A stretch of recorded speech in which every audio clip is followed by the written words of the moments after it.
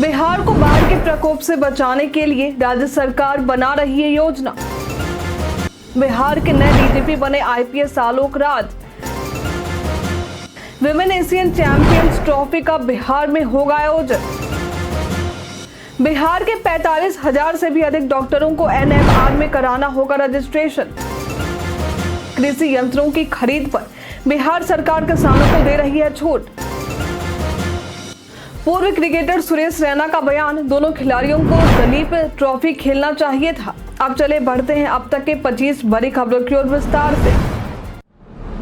Union bank of India में 500 पदों पर निकली भर्ती। यूनियन बैंक ऑफ इंडिया की तरफ से अप्रेंटिसशिप के पदों पर भर्ती निकाली गई है। ये भर्ती कुल 500 पदों के लिए है। आवेदन प्रक्रिया शुरू है और आवेदन करने की अंतिम तारीख 17 सितंबर है। इच्छुक उम्मीदवार इसके आधिकारिक वेबसाइट www.apprenticeshipindia.gov.in पर जाकर आवेदन कर सकते हैं।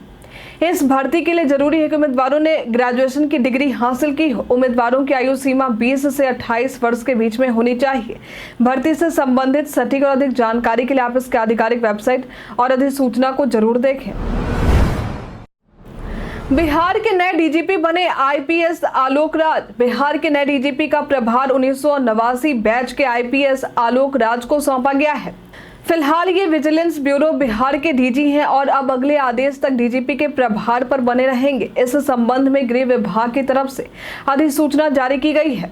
वहीं बिहार के डीजीपी आरएस भट्टी केंद्रीय औद्योगिक सुरक्षा बल यानी सीआईएसएफ के महानिदेशक बनाए गए हैं, जिसके बाद आलोक राज को डीजीपी का प्रभार सौंपने का फैसला लिया गया है।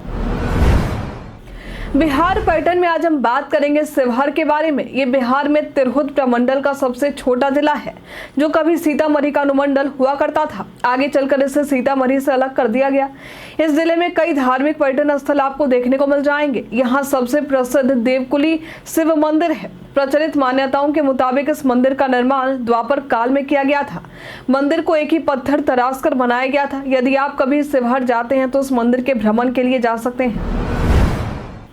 बिहार को बाढ़ के प्रकोप से बचाने के लिए राज्य सरकार बना रही है योजना। बिहार को बाढ़ के प्रकोप से मुक्ति दिलाने के लिए बिहार सरकार पूरी कोशिश कर रही है।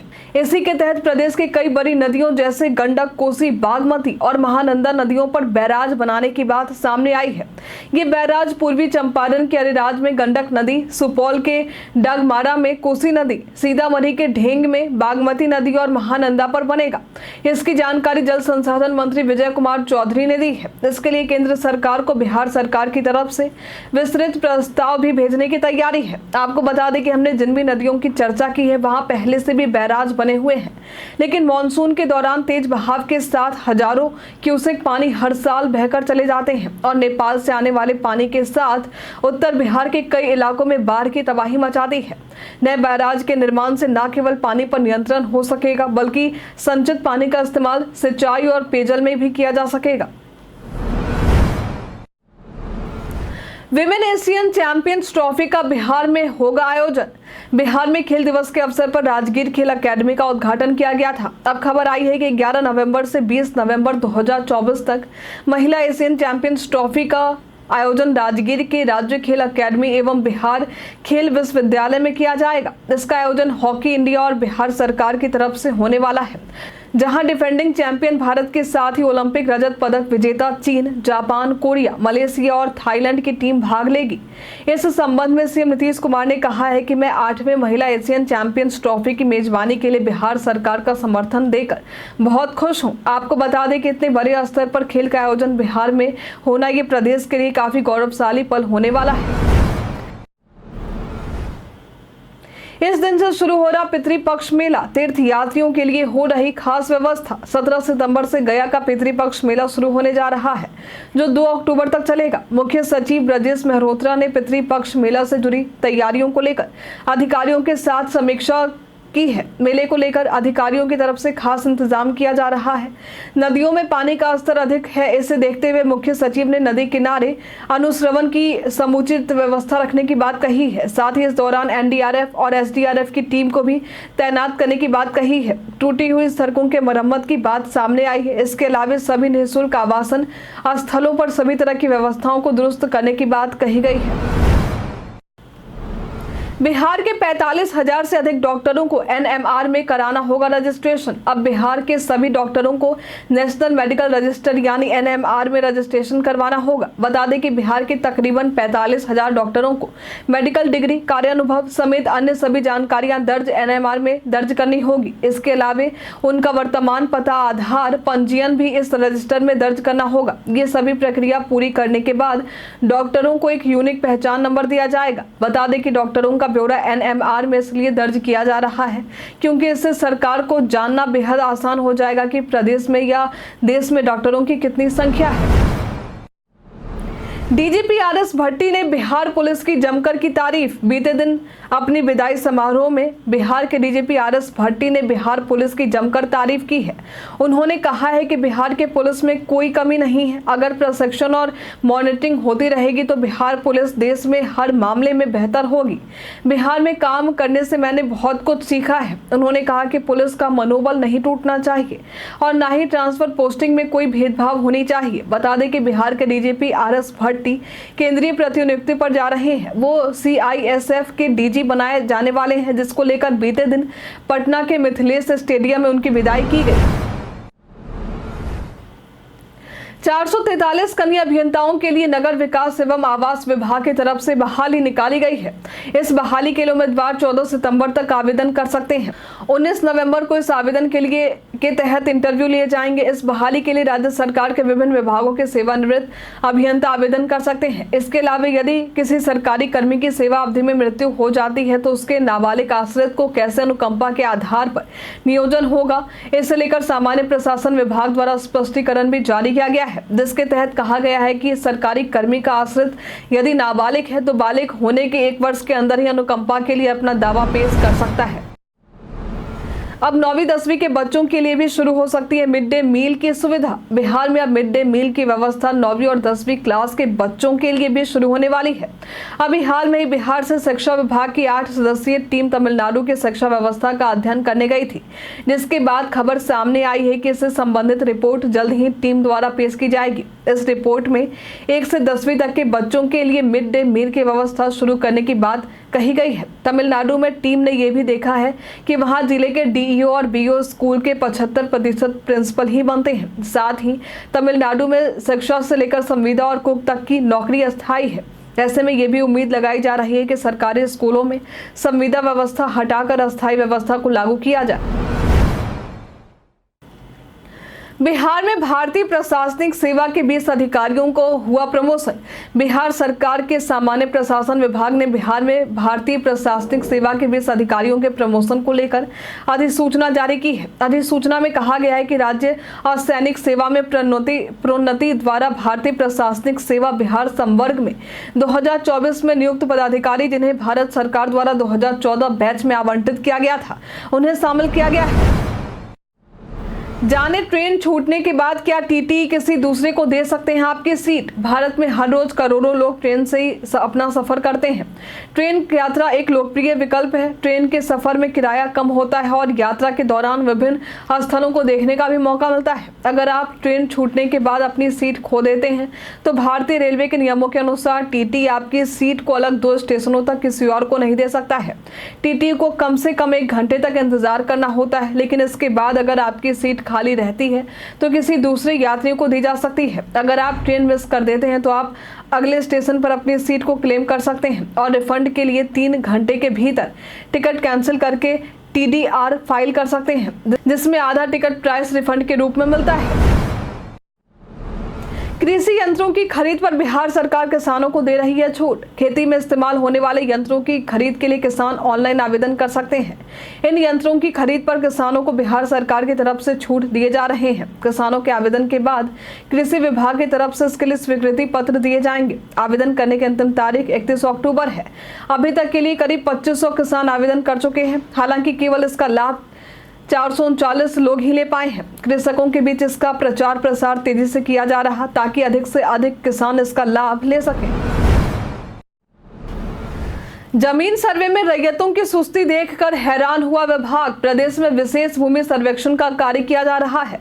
इस सर्वेक्षण में रैयतों की काफी सुस्ती देखने को मिल रही है, जिस वजह से राजस्व एवं भूमि सुधार विभाग भी हैरान है। सर्वेक्षण के लिए रैयतों को स्व घोषणा दाखिल करने की बात सामने आई है, जिसमें प्रपत्र 2 में अपने स्वामित्व के जमीन का ब्यौरा इन्हें देना होगा। इस कार्य के लिए रैयतों को ऑनलाइन ऑफलाइन दोनों मोड की सुविधा दी गई है। ऑफलाइन के लिए रैयतों को शिविरों में जाना होगा, वहीं ऑनलाइन माध्यम के लिए सर्वे निदेशालय की वेबसाइट पर इसे अपलोड करना होगा। लेकिन रैयतों की सुस्ती को देखते हुए विभागीय सचिव जय सिंह ने कहा है कि रैयतों की यह सुविधा सीमित अवधि के लिए दी गई है, इसलिए उन्हें ये काम प्राथमिकता के आधार पर कर ही लेने चाहिए। 1 से 8वीं कक्षा की परीक्षा में हर प्रश्न का रहेगा कोड। SCERT की ओर से छात्रों की प्रतिभा और अध्यापकों की शिक्षण गुणवत्ता के लिए एक विशेष पहल की गई है। बता दें कि 8वीं तक की परीक्षा में अब हर प्रश्न के साथ लर्निंग आउटकम कोड होगा। इसमें परीक्षा के बाद मूल्यांकन के दौरान SCERT छात्रों की प्रतिभा का आकलन किया जाएगा। इसके जरिए कक्षा की पढ़ाई में लर्निंग आउटकम को फायदा हुआ है या नहीं, छात्रों को कौन सा चैप्टर समझ में आया और कौन सा नहीं, इसके बारे में जानकारी हासिल की जाएगी। कोड के माध्यम से उन शिक्षकों को चिन्हित किया जाएगा जो कक्षा में लर्निंग आउटकम की तरह नहीं पढ़ा रहे हैं। भागलपुर में भी बढ़ेगा लीची का उत्पादन। भागलपुर में भी लीची के उत्पादन को बढ़ावा देने के लिए किसानों को प्रशिक्षण दिया जा रहा है। इसके लिए लीची बाग प्रबंधन विषय पर 3 दिवसीय प्रशिक्षण नवगछिया अनुमंडल के कई प्रखंडों में 50 लीची उत्पादक किसानों को दिया गया है। इस प्रशिक्षण के लिए किसानों को राष्ट्रीय लीची अनुसंधान केंद्र मुसहरी मुजफ्फरपुर भेजा गया था। इस दौरान बताया गया कि कैसे पुराने बागों का जीर्णोद्धार करके नए बागों की तरह फसल का उत्पादन किया जा सकता है। निजी स्कूलों के लिए जारी हुई जरूरी सूचना। बिहार सरकार की तरफ से निजी स्कूलों को लेकर जरूरी सूचना जारी की गई है। इसकी जानकारी IPRD बिहार की तरफ से मिली है, जहां बताया गया है कि प्रदेश में राज्य के बच्चों के मुफ्त और अनिवार्य शिक्षा नियमावली 2011 के तहत निजी स्कूलों के रजिस्ट्रेशन का प्रावधान किया गया है। अधिनियम की धारा 18 में ये प्रावधान है कि यदि कोई प्राइवेट स्कूल निर्धारित मानक है तो सक्षम प्राधिकार से रजिस्ट्रेशन का प्रमाण पत्र किए बिना संचालित नहीं किया जा सकेगा। इस अधिनियम का यदि कोई उल्लंघन करता है तो दोषी व्यक्ति या संस्था पर 1 लाख रुपए तक का जुर्माना लगाया जा सकता है। यह निर्धारित तिथि के बाद भी बिना रजिस्ट्रेशन के विद्यालय संचालित करता है तो हर दिन 10,000 रुपए का जुर्माना लगाया जाएगा।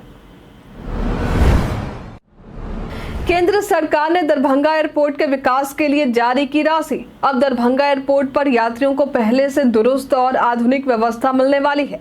दरअसल केंद्र सरकार ने 918 करोड़ रुपए दरभंगा एयरपोर्ट के विकास के लिए जारी किए हैं। दरभंगा सांसद डॉक्टर गोपाल जी ठाकुर ने इसकी जानकारी दी है। दरअसल दरभंगा हवाई अड्डा सलाहकार समिति की बैठक के बाद दरभंगा सांसद ने कहा है कि हमने राज्य सरकार और केंद्र सरकार को पत्र भी लिखा है कि दरभंगा एयरपोर्ट का नामकरण कवि कोकिल विद्यापति के नाम से किया जाए। इस मौके पर उन्होंने संबंधित अधिकारियों को निर्देश देते हुए कहा कि फ्लाइट का किराया पारदर्शिता के साथ ली जाए, साथ ही एयरपोर्ट पर यात्रियों को जरूरी सुविधाओं को बहाल किया जाए। मॉनसून का प्रभाव कम होने से अब प्रदेश में मूसलाधार बारिश का सिलसिला रुक चुका है और छिटपुट वर्षा होती दिखाई दे रही है। हालांकि मौसम विभाग ने बंगाल की खाड़ी की तरफ मॉनसून ट्रफ बढ़ने की बात कही है, जिस वजह से अच्छी वर्षा हो सकती है। आज भी प्रदेश में कुछ जगहों पर वर्षा की संभावना है। हालांकि मौसम को लेकर विभाग की तरफ से किसी तरह की चेतावनी जारी नहीं की गई है। आज प्रदेश में अधिकतम तापमान 34 से 36 डिग्री और न्यूनतम तापमान 28 से 30 डिग्री रहने की बात कही गई है। इन ट्रिक्स को अपनाकर बढ़ाएं अपने मोबाइल इंटरनेट की स्पीड। क्या आपका मोबाइल का इंटरनेट बिल्कुल स्लो चल रहा है तो इन ट्रिक्स को अपनाकर अपने मोबाइल के इंटरनेट स्पीड को बढ़ा सकते हैं। सबसे पहले तो फोन को रीस्टार्ट करें, बैकग्राउंड ऐप्स को बंद करें। गूगल प्ले स्टोर पर आपको कई तरह के एड ब्लॉकर ऐप्स मिल जाएंगे, जिसके इस्तेमाल से मोबाइल इंटरनेट तेजी से काम करेगा।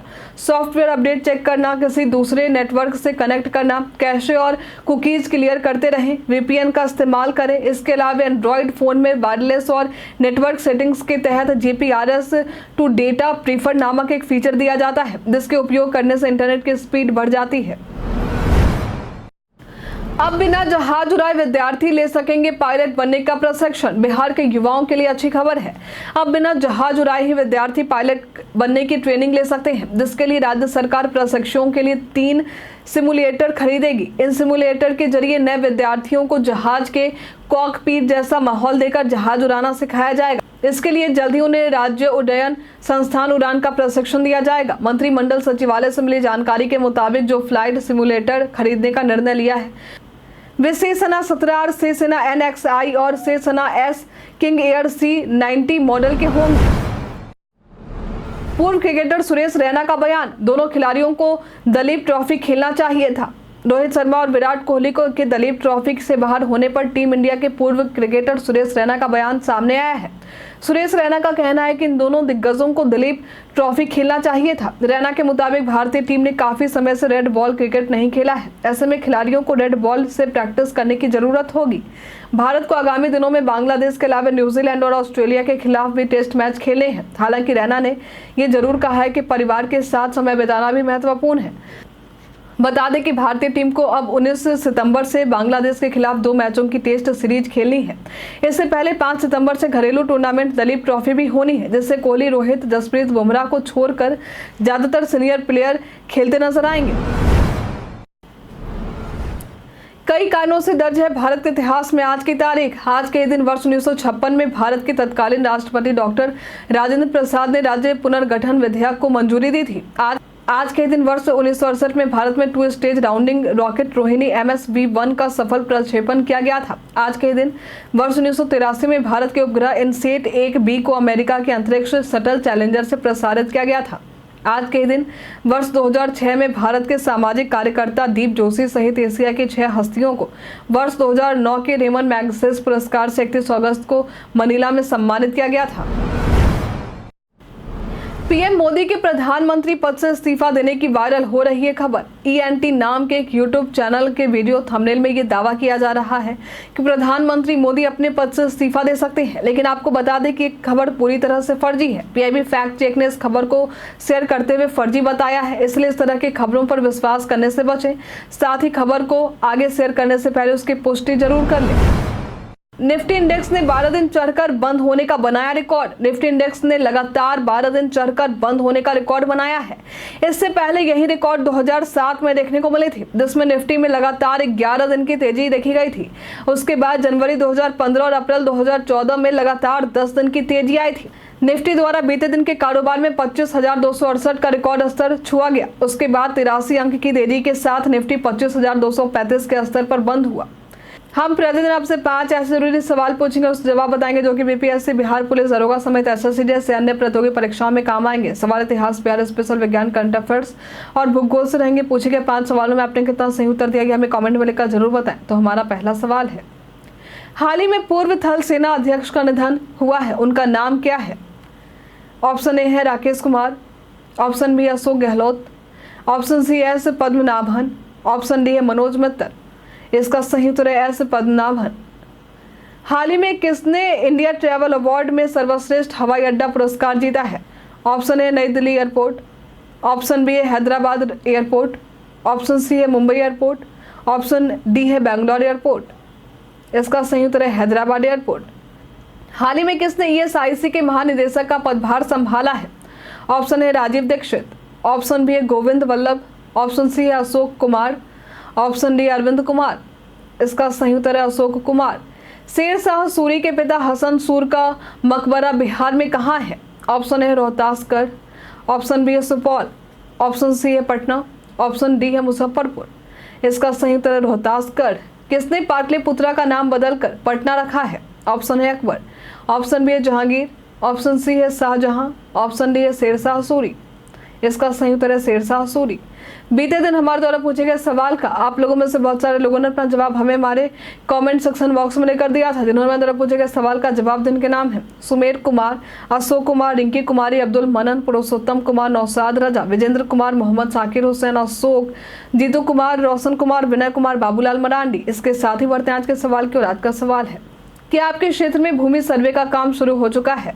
हमें कमेंट में लिखकर जरूर बताएं। आज के लिए इतना ही। बिहार के तमाम खबरों के साथ बने रहने के लिए देखते रहे बिहारी न्यूज। और साथ ही अगर आप यूट्यूब से देख रहे हैं तो चैनल को लाइक करना और सब्सक्राइब करना। अगर आप फेसबुक देख रहे हैं तो पेज को फॉलो करना ना भूलें। धन्यवाद।